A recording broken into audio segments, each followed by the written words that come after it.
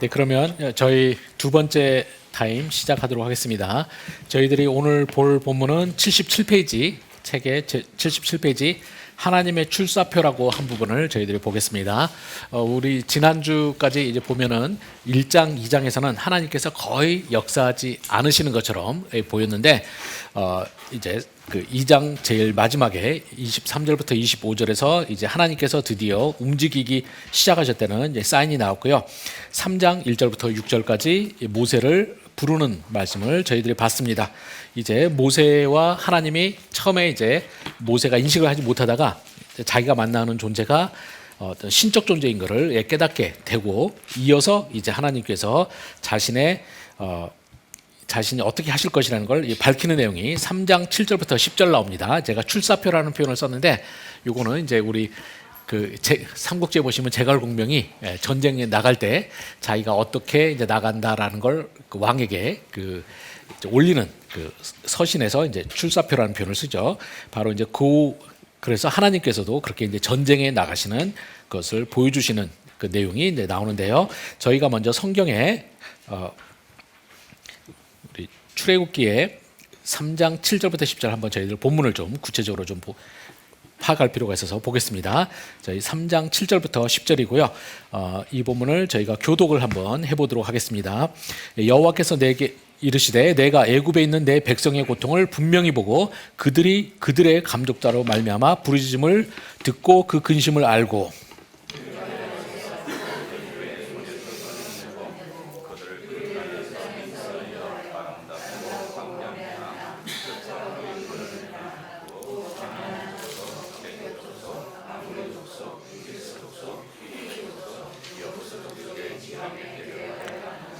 이제 가라. 이스라엘 자손의 부르짖음이 내게 달하고 애굽 사람이 그들을 괴롭히는 학대도 내가 보았으니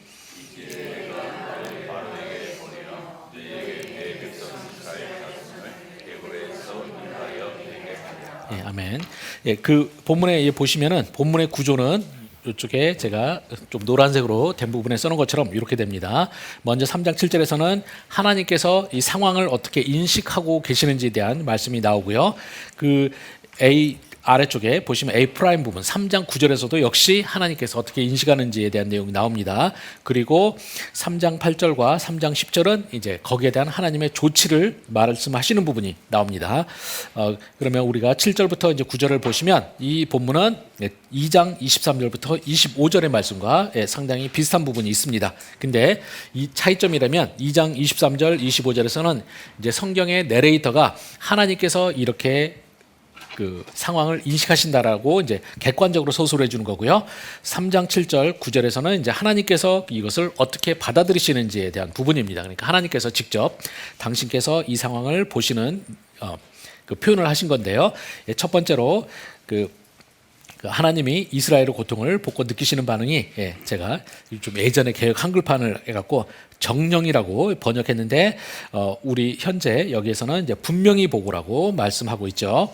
그래서 이게 이제 히브리어로는 이제 강조어법을 사용하고 있습니다. 그래서 하나님이 그냥 보신 것이 아니라 정말로 확실하게 보셨다라는 것을 하나님께서 표현하신 거죠. 그래서 이 하나님 제가 거기 책에 이제 써놓은 것처럼 하나님께서 이스라엘 고통을 목도하고 이제 눈을 부릅뜨시는 것 같은 느낌으로 이제 본문이 돼 있다는 거고요.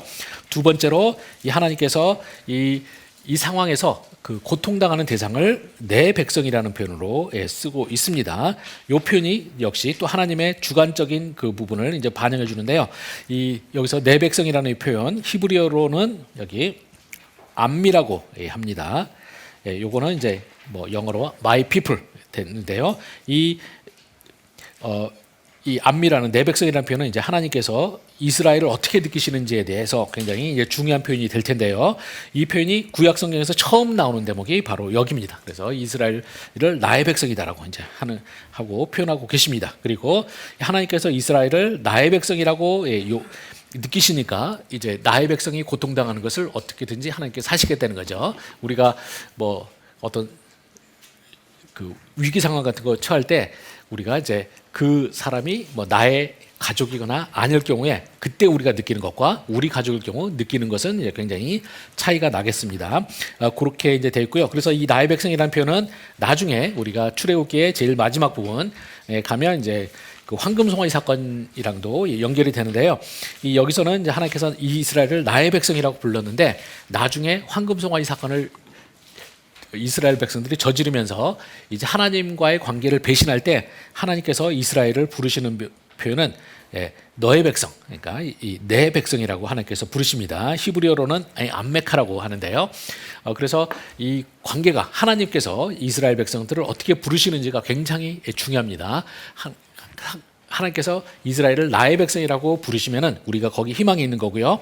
하나님께서 이스라엘을 너의 백성이라고 부른다면 이제 그때는 이제 문제가 됩니다. 특별히 여기 본문 중에서도 8장 여기 20절부터 23절을 한번 저희들이 한번 보면은요.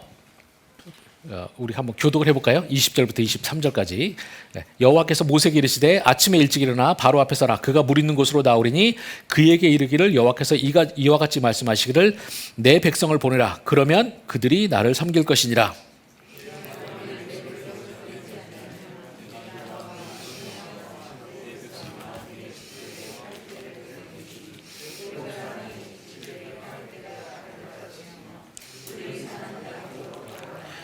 그날에 나는 내 백성이 거주하는 고센 땅을 구별하여 그곳에는 파리가 없게 하리니 이로 말미암아 이 땅에서 내가 여호와인 줄을 내가 알게 될 것이라.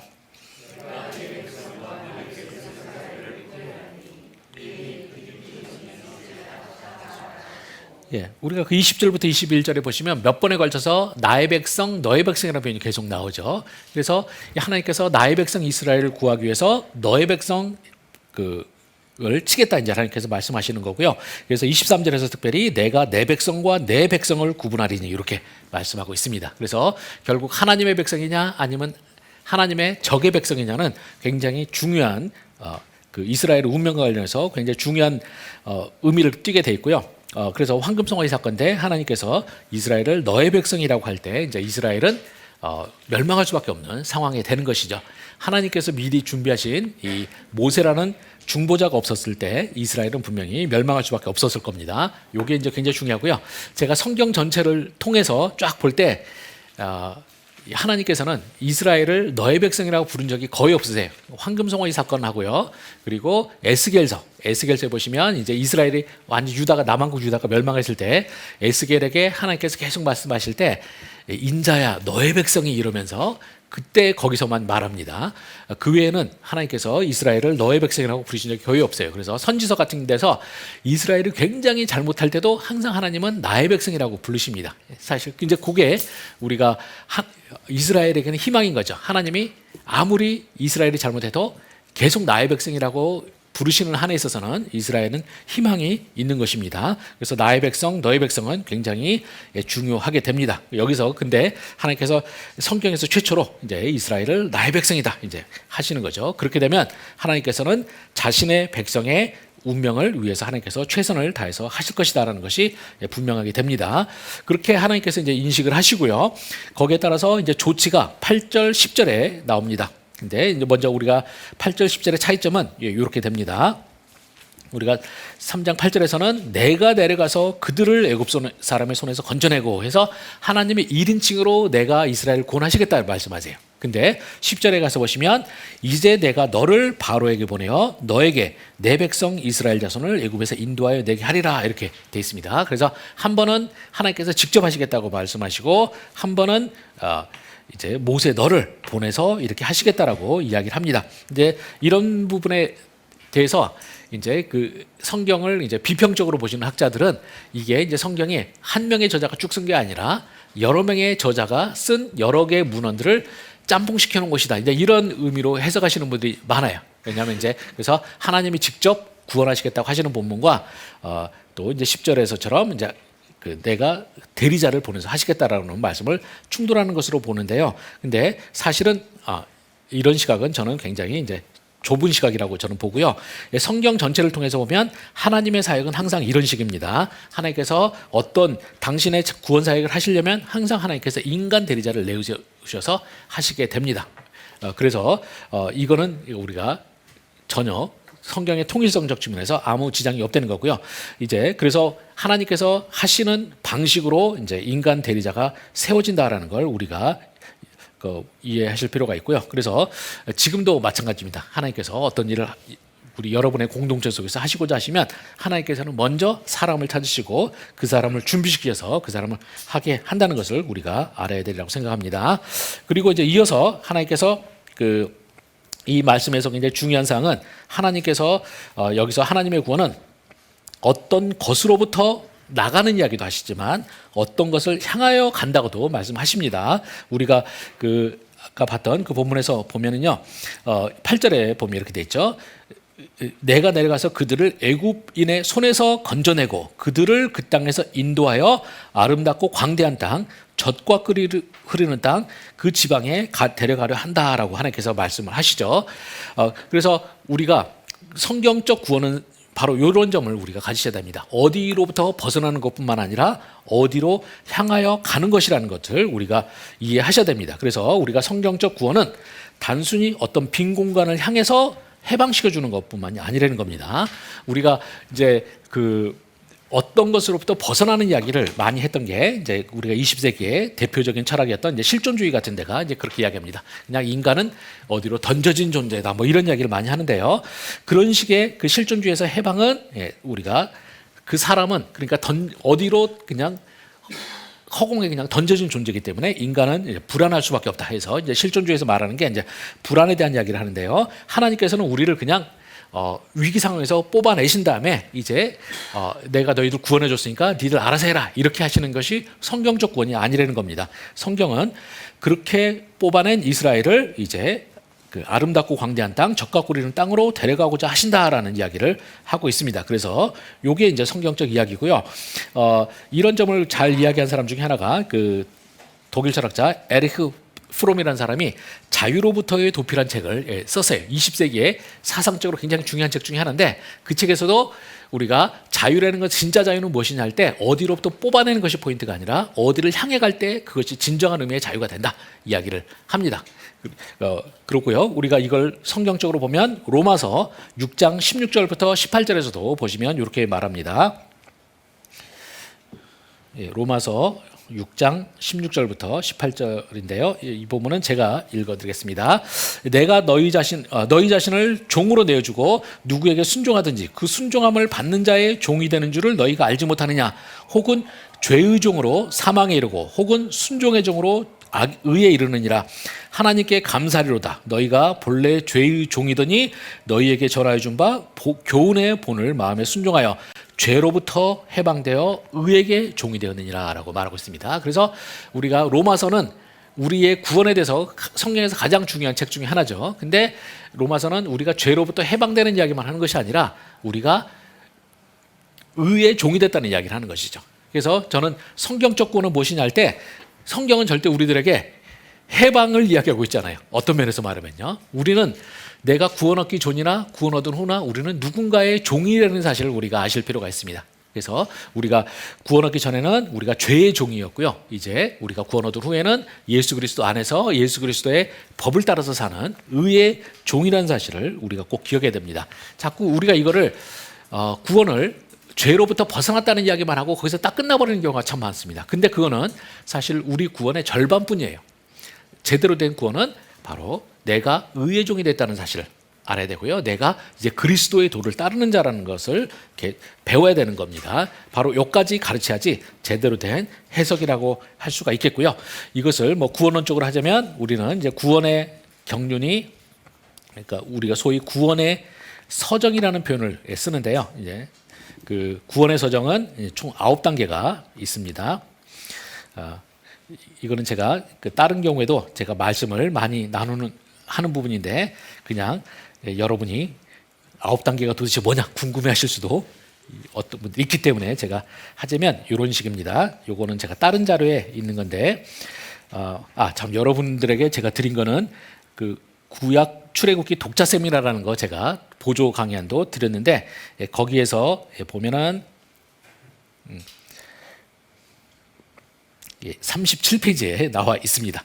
거기 보시면 이 구원의 서정이라는 게 처음에 우리가 하나님의 부르심을 받는 소명, 그리고 중생, 회심, 그리고 우리가 이 회심하고 이제 믿음을 갖게 되고요. 그리고 칭의를 얻게 되고, 그 다음에 우리가 이제 칭의를 받고 나면 우리가 하나님의 양자가 되는 겁니다. 그래서 우리 구원은 우리가 원래는 그 다른 것의 자식이었다가 이제는 하나님의 양자로 입적되는 이야기를 다루고 돼 있죠. 그리고는 양자가 되고, 그 다음에 성화가 되고요. 그 다음에 그래서 이 성화가 되고 마지막, 그리고 이제 이 성화가 되는 과정에 우리가 결코 실패하지 않는다는 걸 말하는 것이 성도의 견하고, 여기까지가 우리가 이 땅에서 겪는 경험이라고 합니다. 우리는 이 땅에서 결코 완전한 상태에 이르지는 못해요. 근데 이제 우리가 죽은 다음에 나중에 우리가 하나님 앞에 가서 우리는 영화롭게 되는 것까지. 그래서 이 구원의 서정에 대해서 이제 이쪽 전문 학자들마다 조금씩 그 단계나 이런 게 좀 차이가 날 수는 있지만, 큰 틀에서는 가장 표준적인 게 이렇게 9단계로 하는데요. 여기서 우리가 칭의, 의롭다 하심을 받는 것, 요게 5번이고요. 그 다음에 7번이 성화인데, 이 두 가지가 함께 가야 되는 거죠. 우리가 칭의는 내가 죄의 종에서 벗어나는 걸 이제 이야기를 하겠죠. 그렇게 되고, 성화는 내가 의의 종의 길을 가는 것이라고 할 수가 있습니다. 그래서 우리는 보통 이제 구원의 서정 9단계 중에서 이 칭의와 성화를 구원이라는 수레바퀴의 양바퀴라고 하죠. 우리가 수레바퀴가 한 개만 있으면 굉장히 불안정하겠죠. 우리가 바퀴는 양쪽이 달려야지 안정되게 수레가 길을 유지할 수가 있을 겁니다. 그래서 우리는 항상 구원은 칭의와 성화, 이 두 가지를 다 가르쳐야지 제대로 되는 것이죠. 우리가 이 하나님의 말씀에서도 어디로부터 나와서 어디로 가는 것, 이 이야기 하는 것이 이제 바로 그런 부분과 저는 연결시킬 수 있습니다. 그래서 여러분들이 기독교인으로서 살면서 제가 생각할 때는요, 진짜 하나님의 도를 깨닫고 행복하시려면 나는 자유인이 되는 것이 아니다. 나는 죄의 종이거나 의의 종이거나 두 가지 신분에 밖에 없다는 사실을 저는 받아들이시고 이해하시는 것이 굉장히 좋습니다. 자꾸 우리가 벗어나는 이야기만 하면 이 기독교인이 내가 구원 얻은 다음에 자꾸 방종으로 우리가 흐를 수밖에 없는 측면이 있습니다. 그래서 내가 그것이 아니라 나는 이제 의의 종이 된다는 걸 받아들이시는 것이 저는 우리가 행복하게 신앙생활하는 것에 굉장히 중요한 부분이 아닌가 생각을 합니다. 자, 그렇게 해서 이제 우리가 하나님께서 이렇게 말씀을 하셨고요. 이렇게 하면서 이제 그 10절에서 내가 너를 이제 나 대신 보내서 너로 하여금 이스라엘 백성을 구원하겠다라고 딱 했습니다. 자, 여러분이 내시면 자기가 평생 알지도 못하는 어떤 신이, 자기가 잘 알지 못하는 신이 나타나가지고 내가 너를 이제 나의 종으로 삼아서 구원의 도구로 쓰겠다 이렇게 하시면 여러분 어떠실까요? 할렐루야 그러면서 80년을 기다렸습니다 이렇게 하실까요? 아니면 왜 이러세요 이럴까요? 왜 이러세요 할 가능성이 크죠. 이제 그래서 제가 그 다음 섹션이 3장 11절부터 4장 17절에 나오는 것처럼 이제 종에 대한 인내가 나오는 겁니다. 이 3장 17절부터 4장 17절은 성경 전체를 통해서 하나님과 인간 사이의 대화 중에 가장 긴 본문이 아닐까 생각을 합니다. 특별히 하나님께서 어떤 사람을 세워가지고 당신의 일꾼으로 소명을 받아들이게 하는 그 과정에서 가장 긴 이야기라고 할 수가 있습니다. 이렇게 이제 하나님께서 누구를 부르셔서 일꾼으로 세우는 사역을 하는 그 본문을 담고 있는 게 소위 소명기사라고 불러요. 콜링 내러티브라고 하는데, 우리가 성경에 보시면 이제 하나님께서 어떤 사람을 콜링하는 이야기는 많이 나와죠. 근데 많이 나오는 모든 이야기 중에서도 이 제일 긴 이야기가 바로 이 모세 이야기입니다. 하나님께서 빨리 이제 모세를 세워서 빨리 보내야 되는데 이 모세가 계속 하나님의 이 소명을 거부하는 거죠. 거부하니까 말을 안 들어서 하나님께서 계속 이제 이야기를 하게 되는 거고요. 근데 얼마나 본문이 기냐? 총 2장에 걸쳐서 나오는 겁니다. 근데 여러분이 한번 생각해 보시면요, 이건 어마어마한 양입니다. 왜냐하면 이 출애굽기가 총 40장이에요. 40장인데 그 중에 2장이면 5%가 되는 본문입니다. 그러니까 이 하나님께서 다른 구원의 역사가 하고 많은 파란만장한 게 많은데 하나님께서 이 자신의 종을 부르는 데만 2장을 쓰고 계신다. 이건 사실 어마어마한 이야기죠. 그렇게 되는데 이제 저는 이제 나중에 황금송아지 사건에서 모세의 중보기도에 대한 것을 제 박사 논문으로 썼던 사람으로서 저는 결과적으로는 하나님께서 이렇게 고생해 가주시면서 계속 버티는 자기 종을 부르시는 것은 상당히 가치 있는 일이라고 말할 수가 있습니다. 왜냐하면 이 바로 하나님께서는 이 모세가 얼마나 대단한 존재를 얼마나 훌륭하게 당신의 일을 잘 해내실 존재를 아셨고요. 그래서 끝도 없이 기다려 주신 거죠. 그래서 그렇게 들어서 쓴 종이 과연 하나님 앞에서 정말 자신에게 기회가 주어졌을 때 굉장히 사역을 잘했습니다. 그걸 하나님께서는 아셨기 때문에 그렇고요. 이제 이 모세의 소명기사는 이후로 나오는 모든 하나님의 이 종들의 소명기사의 대표적인 본문이라고 할 수가 있습니다. 여러분이 나중에 나오는 모든 본문들 보면 어떤 식으로든지 이 모세의 소명기사랑 닮아 있어요. 이제 그런 점을 여러분이 좀 알면서 보시면 도움이 많이 됩니다. 우리가 이사야서 대표적으로 유명한 소명 기사인 이사야서 6장에서 보시면은 이 2절 3절에 거기 보시면 이제 이사야가 자기가 딱 그 성전에 보좌에 앉아 계시는 하나님을 봤는데 그때 스랍들이 이제 하나님을 딱 보면서 이 6날개로 이제 두 쌍으로는 얼굴 가리고 있고 두 쌍으로는 이제 날면서 사역을 하고 두 쌍으로는 발을 가리고 있는 내용이 나옵니다. 이 내용을 딱 보시면은 출애굽기 3장 1절부터 6절과 비슷합니다. 우리가 출애굽기 3장에 가서 보시면은 모세가 하나님을 딱 알아보자마자 3장 6절에서 이렇게 됐죠. 또 이르시되 나는 내 조상의 하나님이니 아브라함 하나님, 이삭의 하나님, 야곱의 하나님이니라. 모세가 하나님 배우기를 두려워하여 얼굴을 가리매라고 돼 있어요. 모세가 제일 처음으로 하나님 인식하면서 제일 처음에 보이는 반응이 얼굴 가리는 건데요. 이제 그렇게 내용이 나오고요. 그 다음에 또 5절에서 보시면 하나님 이르시되 이리 가까이 오지 말라. 내가 선 곳은 거룩한 땅이니 내 발에서 실을 벗으라 이렇게 나오는데요. 이게 요 부분이 바로 스랍들이 하나님 앞에서 자신의 발을 가리고 있는 거랑 비슷하다고 볼 수가 있습니다. 그래서 이런 식으로 해서 이제 그리고 이제 하나님께서 죄 인식하고 뭐 등등등 이제 그런 부분이 비슷하고요. 또 예레미야서로 가서 보시면은 예레미야서 1장에 보면은 이제 하나님께서 예레미야를 처음으로 보시는 대목이 나오는데 그때 보면은 이제 예레미야가 하나님께서 이제 자신을 부르실 때 이때 핑계대는 내용이 1장 6절에서 보시면 이렇게 말합니다. 내가 이르되 슬프도소이다. 주 여호와여 보소서 나는 아이라 말할 줄을 알지 못하나이다. 이게 모세도 우리가 좀 더 나중에 살펴보겠습니다만 말 못한다고 계속 빼잖아요. 바로 이 대목이 예레미야도 이제 바로 모세를 흉내내서 이렇게 하고 있는 것이죠. 그래서 여러분이 모세의 소명기사는 나중에 나오는 모든 하나님의 종들의 부름받는 이야기의 대표 본문이라고 할 수가 있습니다. 이 본문을 이제 우리 책으로 80페이지 거기서 보시면은 하나님과 모세와의 대화는 총 5회에 걸쳐서 나오고 있습니다. 그래서 먼저 제일 처음에 이제 3장 제가 이 하늘색으로 표현해 놓은 부분이 이제 모세의 말이고요.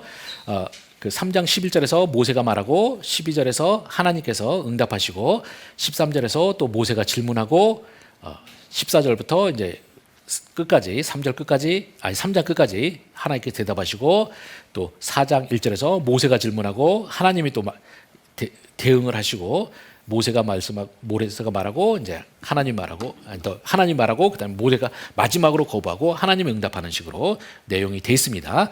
이 큰 틀의 내용을 제가 간단하게 좀 정리를 하자면 내용은 이렇게 간다고 할 수가 있습니다. 처음에 이제 하나님께서 3장 10절에서 이제 내가 너를 바로에게 보내어 너에게 내 백성 이스라엘 자손을 애굽에서 인도하여 내게 하리라 이렇게 하나님께서 딱 갑자기 이제 모세한테 말씀하시는 거죠. 그랬더니 모세가 11절에서 하나님께 하는 말씀은 내가 누구이기에 바로에게 가며 이스라엘 자손을 애굽에서 인도하여 내리까. 그러니까 이 모세가 처음으로 하나님의 발응에 대한 대답은 하나님 말씀에 대한 대답은 내가 누군데 그런 일을 하겠습니까? 이렇게 말하는 겁니다. 그랬더니 하나님께서 12절에서 하시는 말씀은 내가 반드시 너와 함께 있으리라 이렇게 말씀하시죠. 이 말을 굳이 정리해 보면 이렇게 말할 수 있습니다. 모세는 제가 무슨 자격으로 그런 일을 하겠습니까? 했더니 하나님은 하나님 말씀을 간단하게 말하자면 네가 누군지는 별로 중요한 것이 아니다. 내가 너와 함께 하니까 너는 가기만 해라 이렇게 말합니다. 그랬더니 이제 그러면 이제 내가 중요한 게 아니라 네가 중요한 게 아니라 내가 중요하다 이렇게 하나님께서 말씀하시면 그 다음에 모세가 당연히 물어볼 내용은 뭐겠습니까? 그러면 내가 중요하지 않고 당신이 중요하다면 당신은 도대체 누굽니까? 당신의 정확한 정체가 뭡니까? 물어요. 그것이 13절에 말하는 겁니다. 이 모세가 하나님께 아뢰되 내가 이스라엘 자손에게 가서 이르기를 너희의 조상의 하나님이 나를 너에게 보내셨다면 그들이 내게 묻기를 그의 이름이 무엇이냐리니 내가 무엇이라고 그들에게 말해야 될까 이렇게 말하죠. 그랬더니 이제 하나님께서 14절부터 이 내용은 저희가 좀 더 자세하게 살펴볼 텐데요. 하나님께서 이제 자신의 이름을 말씀해 주십니다. 예. 그래서 이제 그 내용은 15절에 하나님께서 대답하시는 내용이 나오는데요. 나는 너희 조상의 하나님 여호와 곧 아브라함의 하나님, 이삭의 하나님, 야곱의 하나님이다 이렇게 하나님께서 말씀을 해주십니다. 그래서 그렇게 하시면서 하나님께서 그렇게 하셨고요. 이제 그 다음에 그래서 그러면서 하나님이 또 거기서도 결국 내가 너와 함께하겠다라고 이제 하나님께서 거기 3장 14절 15절에서 말씀하시죠. 나는 스스로 있는 자니라 또 이르시되 너희에게 너희 자손에게 말하기를 스스로 있는 자가 나를 너네에게 보내셨다 하라. 이제 하나님께서 이렇게 말씀을 하십니다. 그랬더니 이제 계속적으로 이제 당신이 누구냐 했더니 하나님께서 여전히 이번에도 계속 하시는 말씀은 하나님께서는 이제 나는 누구다라고 이제 말씀하셨고요. 그랬더니 이 모세가 그 다음에 하나님한테 이제 질문하는 거는 내가 중요한 게 아니라 당신이 중요하다고 했는데 당신의 정체까지 말씀을 했어요. 그랬더니 모세가 세 번째로 핑계대는 게 4장 1절에 나오는데요. 거기서 이제 모세가 또 이렇게 말합니다. 그러나 그들이 나를 믿지 않냐며 내 말을 듣지 않냐며 이르기를 여호와께서 내게 나타나지 아니하셨다 하리이다 이렇게 말씀해요. 그러니까 내가 안 중요하고 당신이 중요한 것도 알겠고 당신이 누군지도 알겠는데 문제는 내가 가가지고 당신이 나를 보내셨다고 그러면 이제 사람들이 내 말을 뭘로 믿느냐 이렇게 따진 거예요. 그랬더니 하나님께서 세 가지 종류의 이제 표징을 주시죠. 그러면서 이것들을 보고 믿을 것이다 이야기를 합니다. 7절에서 4장 7절에 보시면 이렇게 말하죠. 이르시되 내 손을 다시 품어에 넣으라 하심에 그가 다시 손에 품었다가 내어 보니 그의 손이 본래의 살로 되돌아왔더라. 여호와께서 이르시되 그들이 너를 믿지 아니하며 그 처음 표적의 표징은 듣지 아니하여도 나중 표적의 표징은 믿으리라라고 되어 있는데요. 여기서 이 표징이라는 표현이 그 두 번의 각주가 달렸지 않습니까? 1, 2 달려있죠. 혹시 1, 2 안 달려있는 분들은 성경책을 빨리 바꾸시는 게 좋습니다. 거기서 표징이라고 되어 있는데 그 각주를 보시면 표징이라는 말이 히브리어로 소리예요. 소리. 그러니까 이 표적이 내가 너에게 준 표적이 말하는 소리를 들을 것이다. 이제 이렇게 되는 거죠. 그렇게 해서 이제 결국 하나님이 믿지 않으면은 내가 준 표적으로 해라. 이제 이렇게 말을 합니다. 그랬더니 이제 네 번째로는 이제 그 모세가 하는 말은 10절에 나오는데요. 이렇게 말합니다. 모세가 여호와께 아뢰되 오 주여 나는 본래 말을 잘하지 못하는 자니이다. 주께서 주의 종에게 명령하신 후에도 그러하니 나는 입이 뻣뻣하고 혀가 둔한 자니이다. 이렇게 말을 합니다. 그러니까 모세의 말을 논리적으로 하면 이거죠. 처음에 내가 누구한테 갑니까 했더니 하나님이 이제 네가 누군 건 중요한 게 아니다. 내가 너와 함께 해주겠다 했더니 모세가 그러면 나는 안 중요하고 중요하다는 당신은 누굽니까 했더니 모세가 하나님이 나는 이런 사람이다. 이제 나는 이런 하나님이다라고 말했죠. 그랬더니 그 하나님으로 보니까 뭘 알겠습니까 했더니 내가 이런 이적을 너에게 베풀게 해줄 것이다. 이걸 가서 보여주면 된다 하는 거예요. 그랬더니 모세는 여전히 가기 싫은 거죠. 그래서 그 다음에 핑계가 뭐냐? 하나님께서 뭐 하시는지도 알겠고 당신이 능력 있는 존재일 것까지 다 알겠는데 문제는 사람을 잘못 고르셨습니다. 이제 이거예요. 나는 말을 굉장히 못해요. 이렇게 합니다. 그랬더니 11절에서 하나님이 말씀하시기를 여호와께서 그에게 이르시되 누가 사람의 입을 지었느냐? 누가 말 못하는 자나 못 듣는 자나 눈 밝은 자나 맹인이 되게 하였느냐? 나 여호와가 아니냐? 이렇게 모세가 하나님께서 이렇게 또 이야기하십니다. 그래서 이제 하나님은 네가 말 못하는 건 별로 중요한 것이 아니다. 입 만든 사람이 나다 하는 거죠. 그러니까 너는 가기만 해라. 이렇게 모세가 하나님께서 대답하신 겁니다. 여기서 그냥 곁다리로 제가 말하자면 여기서 나는 말을 못하고 입이 뻣뻣하고 혀가 둔한 자니라 이 표현을 썼는데 이걸 가지고 이제 많은 주석가들이 모세가 이제 그 말을 좀 잘 못하는 사람 어떤 이유로든지 말을 못하는 좀 그 장애가 있지 않았나 이렇게 생각을 합니다. 그래서 우리가 사도 바울이 그 자기 육체의 가시 이야기를 하잖아요. 육체의 가시가 정확히 뭘까 이제 여기에 대해서 여러 가지 논쟁이 있어요. 그 중에 한 가지는 그 사도 바울이 그 좀 말을 잘못하지 않았나 생각을 합니다. 그래서 이제 그런 해석도 있는데요. 실제로 그 서신서에 보면 그런 거 나오잖아요. 이 사람이 우리가 편지로 볼 때는 굉장히 말을 잘하는데 능력이 있는데 만나보니까 참 별 볼 일 없더라 이런 식으로 말하는 게 있어요. 그래서 이제 사도 바울이 거기에 대해서 계속 하나님한테 기도하지 않았나 그러는데 이제 그것처럼 모세도 말을 못했다는 식으로 해석하시는 분들이 참 많습니다. 근데 여러분은 어떻게 생각하세요? 모세가 진짜 말 못했을까요? 잘했을까요?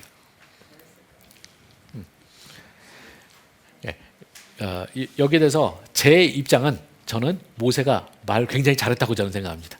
이거는 나중에 황금송아지 사건에 보시면 이 모세가 정말 아마 현실의 그 어떤 외교관도 못할 것 정도로 굉장히 정교하게 말을 하나님의 그 깊은 심리까지 파괴가면서 이제 하는 게 나와요. 그래서 저는 말을 굉장히 잘했다고 보고요. 그 다음에 또 성경에서도 보시면 제 책에 써 있는데 사도행전 7장으로 가서 보시면 우리 스테반 집사가 그 이제 구약을 쫙 정리하면서 이제 말을 하지 않습니까? 사도행전 7장에 거기 보시면 이렇게 말합니다. 모세가 애굽 사람의 모든 지혜를 배워 그의 말과 하는 일이 다 능하더라라고 돼 있어요. 그래서 모세가 여기서도 굉장히 말 잘했다고 말하고 있고요. 또 이 예수님 당시에 그 굉장히 유명한 유대교 역사가가 필로라는 사람이 있습니다. 그 유대교 철학자이자 필로가 아니라 죄송합니다. 이 유명한 사람이 요세푸스랑 필로가 있는데요. 이 필로는 예수님 당시에 활동하던 이제 유대교 철학가였고 또 하나 유명한 사람이 요세푸스라는 사람입니다. 유대교 역사가로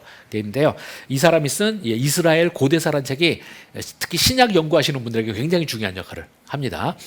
근데 이제 이 요세푸스가 살던 시대는 이제 예수님 당시 정도 시대였고요. 근데 이 사람이 이제 이스라엘 고대사에 갖고 구약 성경에 안 나와 있는 굉장히 많은 이야기들을 유대교 전설들이나 각종 전승들을 모아가지고 해주는데 거기에서도 보면 우리 성경에는 그냥 안 나오고 있는 그 이야기, 그 모세가 과연 바로의 궁정에 있을 때 어땠을까 하는 데 대해서 굉장히 장황한 내용이 나와요. 근데 거기 읽어보시면 되게 재밌는데 그거는 이제 성경 본문은 아니기 때문에 우리가 그걸 얼마만큼 받아들여야 될지는 그거는 사실 좀 약간 퀘스천 마크일 수 있습니다. 그렇지만 또 그게 무작정 아무 근거가 없다고 말하기도 힘들어요. 근데 이제 거기서 보면 이 모세가 굉장히 전쟁도 굉장히 잘하는 장군이었고 또 외교관으로 굉장히 탁월한 걸 보여줍니다. 그리고 실제 이제 모세가 거기서 애굽의 궁정에서 잘 배웠기 때문에 보면은 이제 시내산 언약이나 나중에 신명기 언약 이런 것들 보면 그 언약의 그 언약 본문들의 그 구성이 많은 학자들은 그 BC 그러니까 주전 2000년기 2000년기는 1000년부터 2000년을 말합니다. 요 당시에 그 고대 그 히타이트의 굉장히 맨날 애국과 전쟁을 벌이던 굉장히 강력한 나라였는데요. 히타이트의 국제조약 문서랑 상당히 닮았다는 것이 이제 학자들이 하는 겁니다. 이제 모세가 이런 걸 다 어디서 배웠겠느냐 하면 이제 애굽의 궁정에서 있으면서 상당히 이제 정치가로도 활약하고 이런 내용 나옵니다. 그래서 저는 모세가 굉장히 저는 말을 잘했을 거라고 저는 생각을 합니다. 그러면 여기서 모세가 말 못한다는 소리를 계속하는 건 뭐냐? 일하기 싫다는 거죠, 그냥. 그래서 뺄 수 있는 한 빼는 거예요. 그래서 이제 4장 12절로 다시 돌아가서 보시면 이제 그 12절에서 이렇게 말합니다. 이제 가라. 내가 내 입과 함께 있어서 할 말을 가르치라 이렇게 이제 하나님께서 말씀하시니까 모세가 다시 한번 뺍니다. 모세가 이르되 오 주여 보낼 만한 자를 보셔서 마지막 이제 발뺌을 하는 건데 이것도 상당히 논리적이죠. 우리가 앞에서 쭉 이야기를 보면 전부 다 한 이야기는 뭐냐면 전부 하나님이 네가 중요한 게 아니라 내가 중요하다는 거예요. 내가 너와 함께하고 내가 말하는 사람의 입도 창조한 게 나고 그러니까 너는 가기만 해라. 그럼 나머지는 다 내가 한다 이거예요, 하나님이. 그렇게 이렇게 하나님께서 계속 강권을 하시면 여러분은 대답 뭐라고 하겠어요? 일하기 싫으면? 모세 이 13절에 모세 말을 한마디로 말하면 이겁니다. 결국 내가 중요한 게 아니라 당신이 중요하면 나 말고도 괜찮겠네요. 아무나 보내주셔도 되겠네요, 이거예요. 그러니까 저는 놔두시고 능력 있는 사람 보내소서 이렇게 말합니다. 그랬더니 이제 하나님이 꾹꾹 참고 계시다가 이제 드디어 터지신 겁니다. 그래서 4장 14절에서 모세를 향하여 노하여 이르시되 하면서 이제 하나님께서 빵 터지신 거예요. 그래서 이제 내용은 그렇게 해서 스토리는 진행이 되게 됩니다. 근데 이제 그 하나님께서 그 마지막에 화를 내시면서 하셨는데 그 대목에서 그렇게 하나님께서 화는 내셨지만 여러분 페이지가 87페이지를 좀 가서 봐주시기 바랍니다. 하나님께서 화를 내셨지만 큰 틀에서 하나님께서는 여전히 자비를 모세에게 베풀고 계시는 것을 볼 수가 있습니다. 먼저 그 크게 4가지 정도가 나오는데요.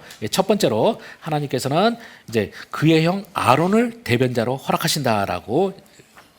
그래서 하나님이 그가 말 잘하는 것을 내가 아노라 하고 이제 내가 그를 보내줄 테니까 그와 함께 가라 이렇게 말씀하십니다. 그리고 두 번째로는 하나님께서 15절에 보면 이런 말씀하십니다. 내가 내 입과 그의 입에 함께 있어서 너희들이 행할 일을 가르치리라 라고 합니다. 여기서 함께 있다라는 표현 역시 이 표현이 계속적으로 그 하나님께서 모세에게 대답하시는 과정에 나오셨던 말씀인데요. 계속 그 말씀하시고요.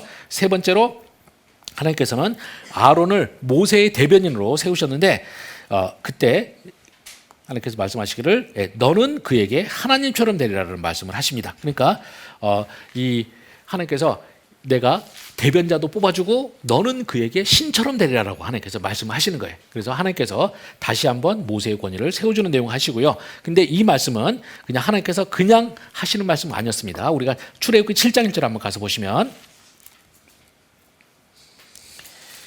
출애굽기 7장 1절에 보시면 이렇게 되어 있습니다. 여호와께서 모세에게 이르시되 볼지어다 내가 너를 바로에게 신같이 되게 하였은즉 내 형 아론은 내 대언자가 되리니라는 말씀이 나옵니다. 그래서 하나님께서 모세를 바로에게 보내시면서 너에게 신같이라고 번역했는데 이게 하나님이죠. 신과 하나님. 그러니까 히브리어에서는 신과 하나님이 사실은 이제 똑같은 단어 엘로힘이라는 단어 쓰죠. 그렇게 하고 내 형 아론은 내게 대언자가 되리니라고 이렇게 말씀하십니다. 우리가 아까 봤던 아까 그 출애굽기 4장으로 한번 돌아가서 봐주시면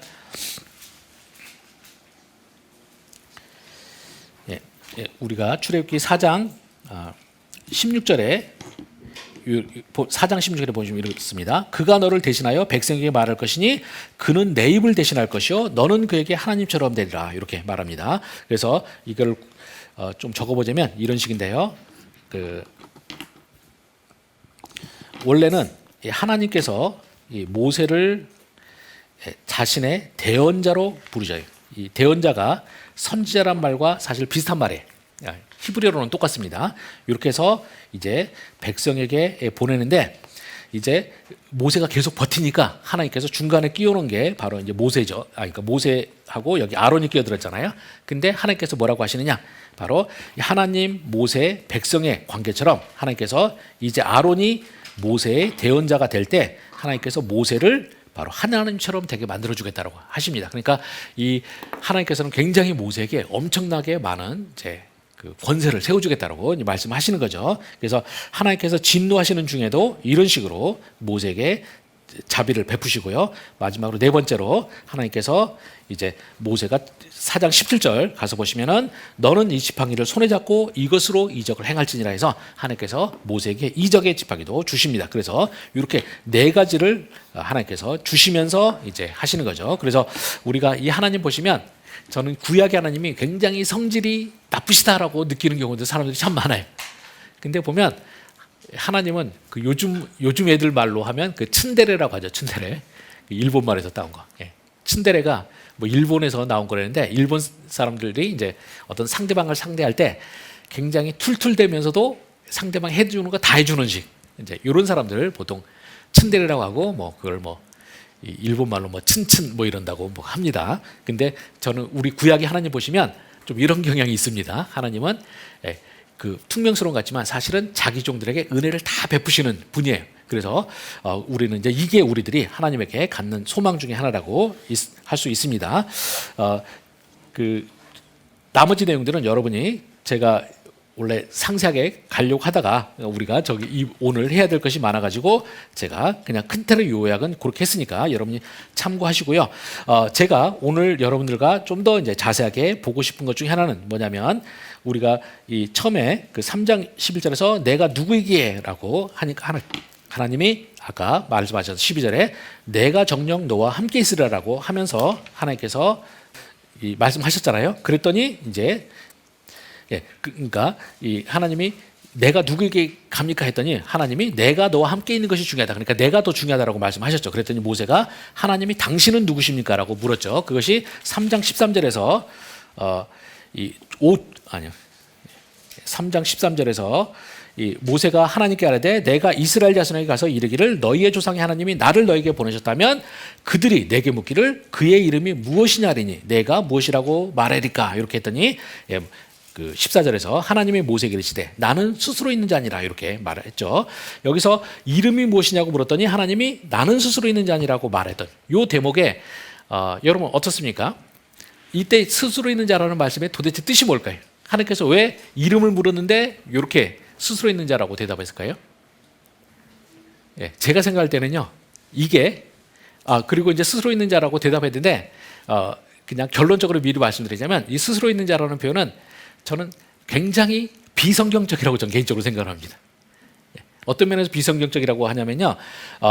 나는 스스로 있는 자라는 이 표현이 히브리어를 원래 직역하자면 직역하는 건 사실 거의 불가능하고요. 여러분이 혹시 영어 성경들을 보신다면 보통 이렇게 많이 돼 있죠. I will be who I will be 이런 식으로 많이 번역을 해요.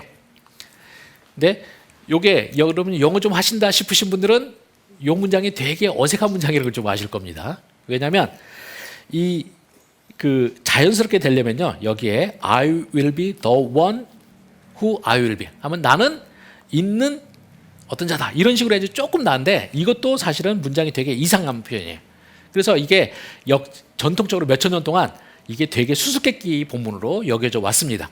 그래서 이제 곤란하다 보니까 이제 이것을 번역을 하기를 나는 스스로 있는 자니라는 식의 이제 번역이 나왔고요. 요거는 이 나는 스스로 있는 자라는 표현은 우리가 원래 히브리어 성경을 헬라어로 이제 번역하는 게 구약 성경의 최초의 번역본 중에 하나였는데요. 거기에서 이것을 I'm the one who exists 이런 식으로 이제 번역을 해서 나는 스스로 있는 자라는 번역이 나왔습니다. 근데 이 스스로 있는 자라는 번역은 사실은 좀 우리 성경 자체가 말하고 있는 것이라기보다는 고대의 그 그리스 철학적인 요소가 상당히 강합니다.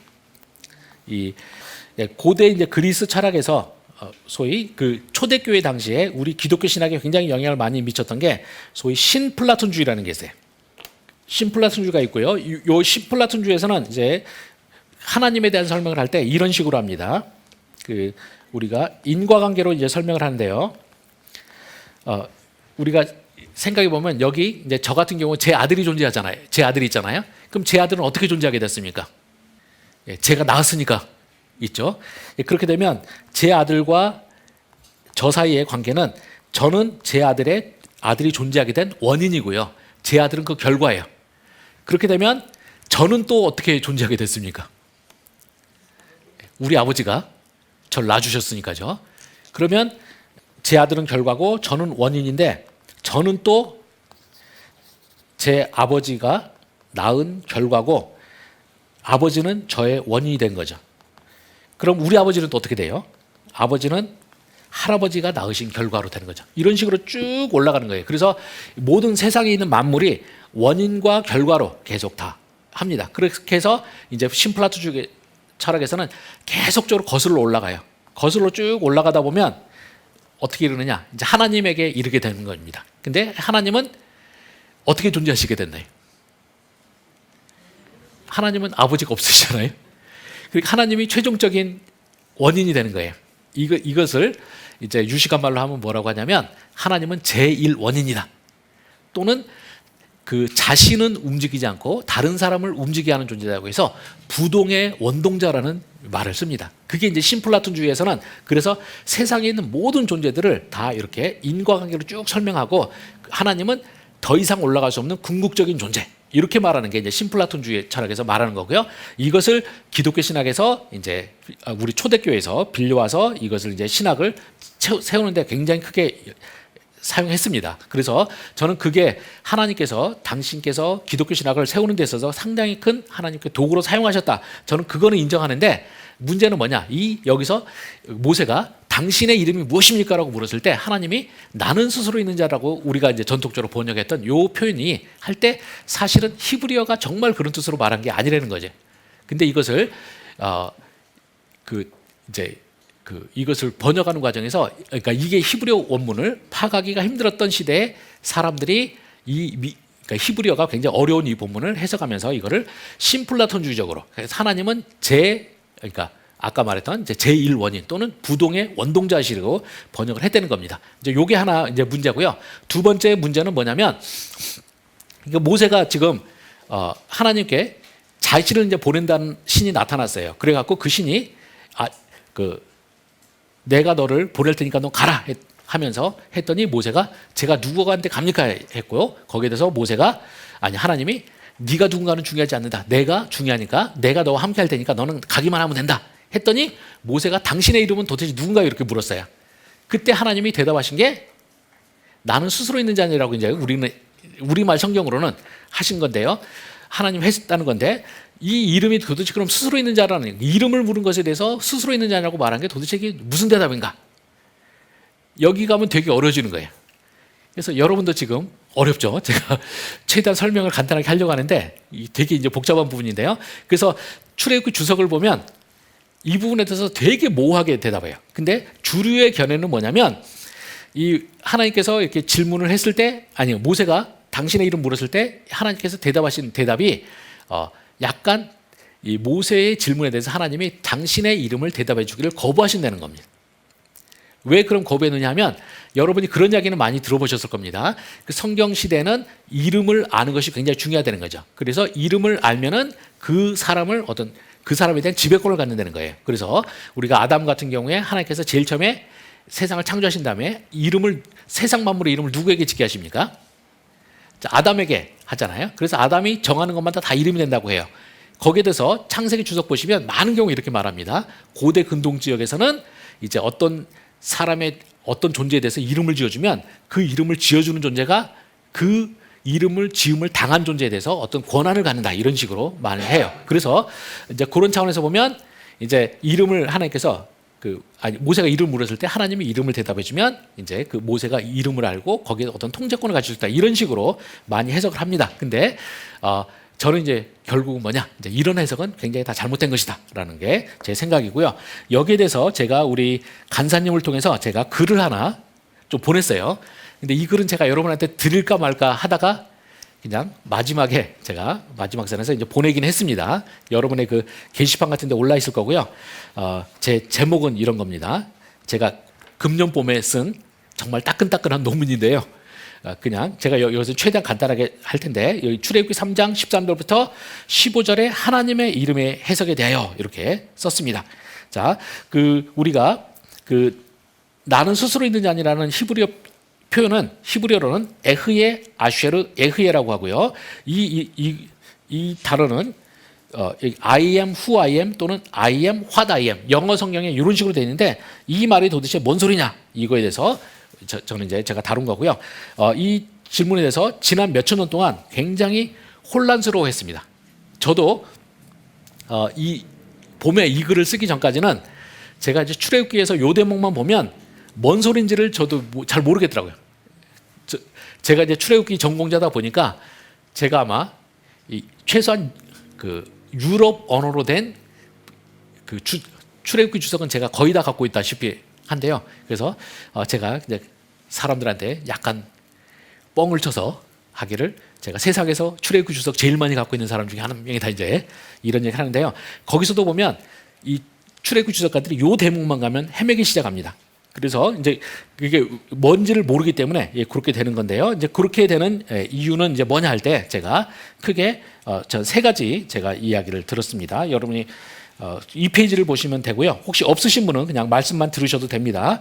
저는 이제 이 나는 스스로 있는 자니라에 대한 해석을 지난 몇천 년 동안 해석을 잘 못해온 이유는 저는 첫 단추를 잘못 이제 꿰었기 때문이다라고 제가 이제 말하고 있는데요. 그래서 첫 번째로 이제 기존에 그 나는 스스로 있는 자니라는 해석에 대해서 그 많은 사람들은 그 창세기서부터 이 출애굽기의 3장 13절부터 15절에 이르기까지의 하나님의 이름을 잘못 해석했다라고 생각을 합니다. 그래서 그러니까 지금까지 말한 많은 사람들은 그렇게 생각하죠. 하나님의 여호와라는 이름에 이제 바탕이 된 게 나는 스스로 있는 자니라는 표현인데, 이 표현이 하나님께서 언제 이 이름을 계시하셨느냐? 그러면은 이제 많은 사람들은 출애굽기 3장 14절에서야 이름을 계시했다고 생각을 합니다.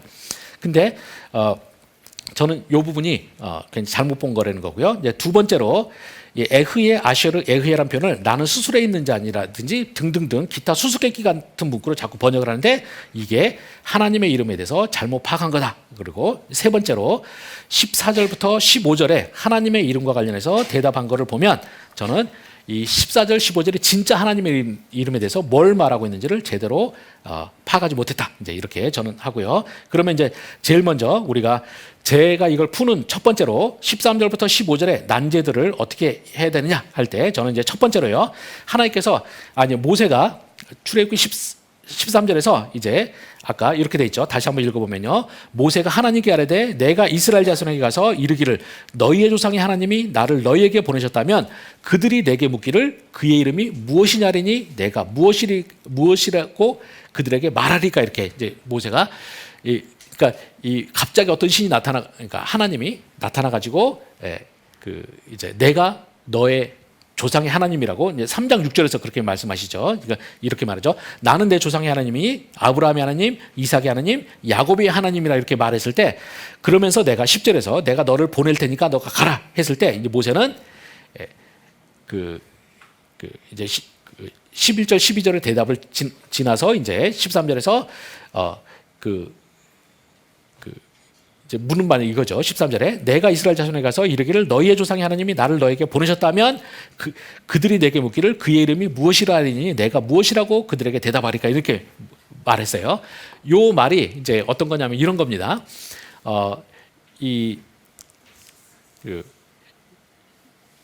그러니까 출애굽기 당시에 이스라엘 백성들이 하나님에 대해서 지금 이제 400년 동안 창세기 이후로 출애굽까지 하나님이 누구신지 잘 이제 경험을 못하는 걸로 본문에 보여지는데, 왜냐하면 하나님이 출애굽기 1, 2장에서는 전혀 어떤 역사하시는 것이 잘 안 보였어요. 이제 그런 상태에서 400년 동안 이스라엘이 하나님을 잘 경험하지 못하다가 갑자기 하나님이 400년 만에 나타나서 갑자기 이렇게 말씀하시는 거죠. 내가 너희 조상의 하나님이니까 이제 너는 내 명령을 따라서 너는 이제 가라. 이렇게 말씀하신 거예요. 그렇게 되면 이걸 제가 비유적으로 하자면 이렇게 말할 수가 있는데요.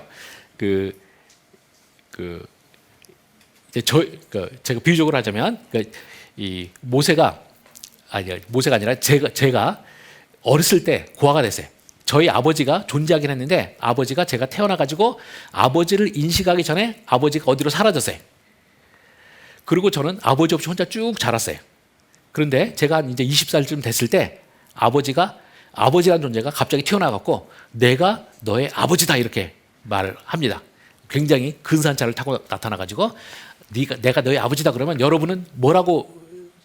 근데 이제 제가 사라졌던 아버지가 갑자기 나타났는데 저는 그 아버지에 대해서 한 번도 경험해 본 적도 없고 내가 인식도 못 해봤는데 그 아버지의 이름은 내가 알고 있어요. 그 아버지가 박모씨라고 하는 걸 알고 있어요. 근데 그러면은 그런 아버지가 갑자기 내가 한 20살 됐을 쯤에 갑자기 나타나셔서 내가 네 아버지다 그러면 여러분은 제일 먼저 질문 던질 게 뭐라고 질문하시겠습니까? 네.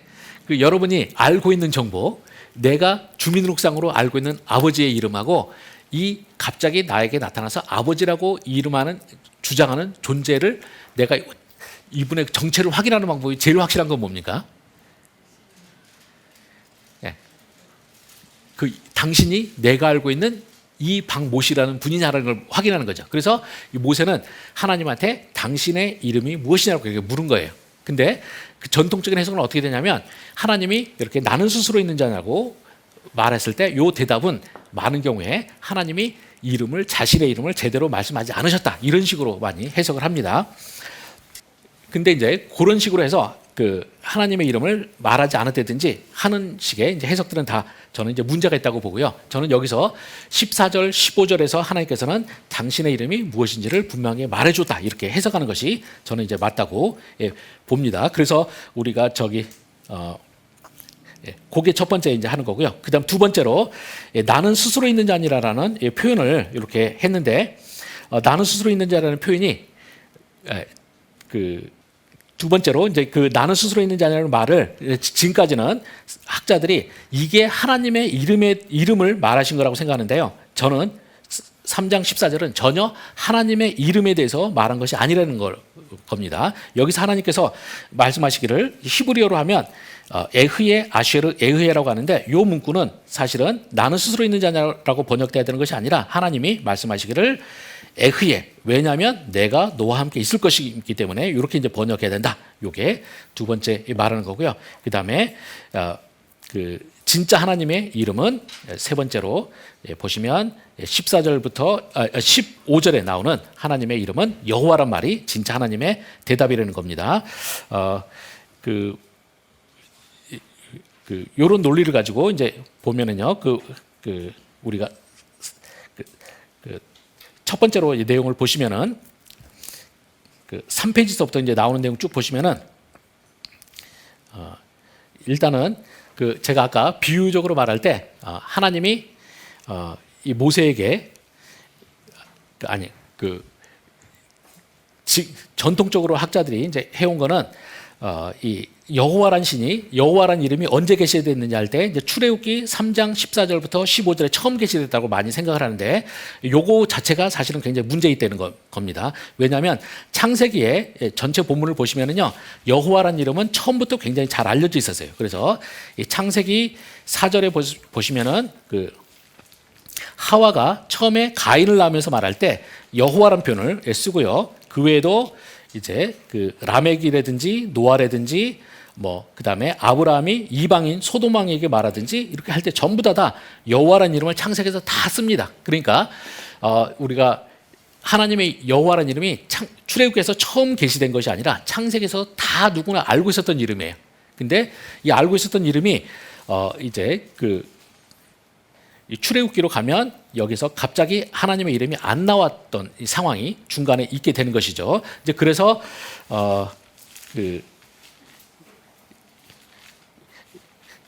그래서 이제 400년 동안 이제 이스라엘과 모세가 하나님의 여호와라는 이름에 대한 경험이 없다가 다시 이제 하나님의 이름을 그래서 아까 제가 말한 것처럼 이제 400년 동안 하나님의 경험이 없는 속에서 이제 모세가 당신이 내 조상이라고 주장하는데, 내 조상의 하나님이라고 주장하는 당신의 이름이 무엇이냐라고 이제 물을 때 하나님은 뭐라고 대답하셔야 되는 게 제일 맞냐면,